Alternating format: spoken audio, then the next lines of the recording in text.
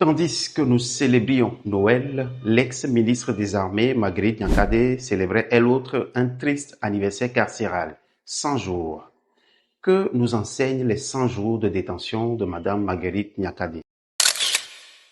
Du 17 septembre au 25 décembre, dans une cellule, Madame Niakhaté compte les jours. 100 précisément. 100 jours depuis que l'ex-ministre et dissidente de l'Intérieur a été jetée en prison. Ce triste anniversaire est un manuel à ciel ouvert des mécanismes de survie d'un pouvoir qui a peur, un scanner de la conscience nationale et une leçon amère pour tout futur contestataire. En observant froidement ces 100 jours, 3 enseignements majeurs s'imposent. Un régime acculé ne connaît plus de limites. Ces 100 jours de détention sont un message glacial adressé à l'ensemble de la classe politique et la famille élargie du pouvoir. Personne n'est intouchable. En appréhendant un ancien pilier du système, une ministre qui détenait les secrets les plus sensibles, le régime a franchi un Rubicon.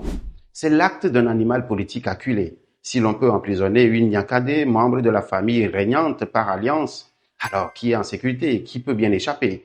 Cet acte confirme et amplifie un précédent lourd, l'incarcération depuis 2009 de Patia Gnassingbé, demi-frère du président du Conseil.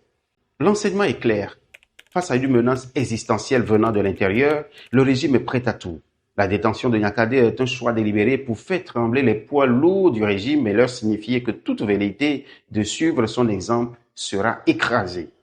Numéro 2. Le silence assourdissant de l'armée. 100 jours et rien. Le deuxième enseignement est le silence de plomb de l'institution militaire. Niakhaté n'était pas n'importe quel ministre. Elle était leur ministre, leur chef civil. L'absence totale de réaction confirme que l'armée togolaise est verrouillée. Les généraux ont choisi leur camp. Celui de la présidence qui distribue les prébendes, pas celui de l'ex-ministre qui appelait à protéger, je cite, le peuple. Ce silence signifie que le noyau dur tient fermement son ultime rempart. Toute stratégie fondée sur une hypothétique fracture de l'armée est pour l'instant un vœu pieux. Numéro 3. Un peuple imprévisible et donc une lutte solitaire. Le troisième enseignement est le plus cruel. On ne mène pas un combat au Togo en comptant sur le peuple. Fatigué, divisé, surveillé, il est imprévisible et ne se lève plus au claquement du doigt d'une figure. Niakhaté, fine politique, le savait certainement. Son appel était adressé à l'histoire, aux élites, à l'international, pas à une foule difficilement mobilisable. Son calvaire enseigne une vérité déchantée. Au Togo aujourd'hui, on entre en dissidence par conviction seul, en sachant qu'il faudra affronter la solitude et le pire. Il faut compter sur ses propres reins.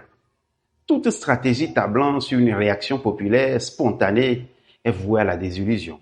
En résumé, ces 100 jours nous parlent d'un pouvoir qui frappe sans limite, d'une armée silencieuse et loyaliste, et d'un champ politique où la conviction doit suffire à elle-même.